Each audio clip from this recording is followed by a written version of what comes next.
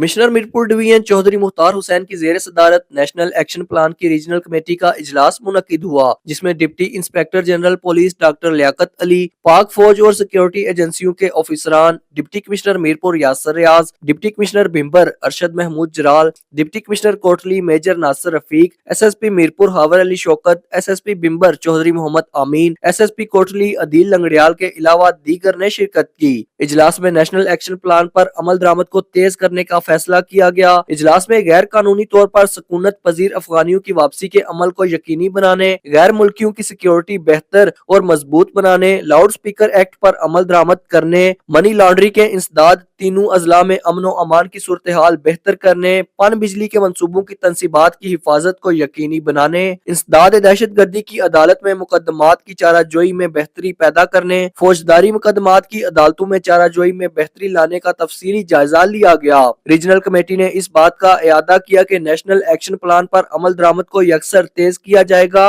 اور اندرونی سیکیورٹی مضبوط کرنے کے لیے ہر ممکن اقدامات اٹھائے جائیں گے۔ اجلاس میں غیر رجسٹرڈ افغانیوں کے خلاف قانونی کارروائی کرنے کا فیصلہ بھی کیا گیا۔ اجلاس کے آخر میں کمشنر میرپور ڈویژن چودھری مختار حسین نے پاک فوج کی کاوشوں کی تعریف کی، جس پر نوجوان نسل کو بہتر مستقبل کے لیے کھیل کے میدان میں مواقع فراہم کیے جا رہے ہیں۔ انہوں نے خاص طور پر AK-4 بریگیڈ کے زیر اہتمام بھمبر میں کرکٹ ٹورنامنٹ اور 3AK بریگیڈ کے زیر اہتمام کوٹلی میں فٹ بال ٹورنامنٹ کا ذکر کرتے ہوئے GOC 23 ڈویژن جہلم کا شکریہ ادا کیا۔ انہوں نے سول افسران کو ہدایت دی کہ وہ سرکاری طور پر ایسے اقدامات اٹھائیں تاکہ امن و امان کی بہتری کے ساتھ ساتھ نوجوان نسل کو مثبت سرگرمیوں میں حصہ لینے کا بھرپور موقع مل سکے۔ Shahryar Shakeel, JK news, Mirpur, Azad Kashmir.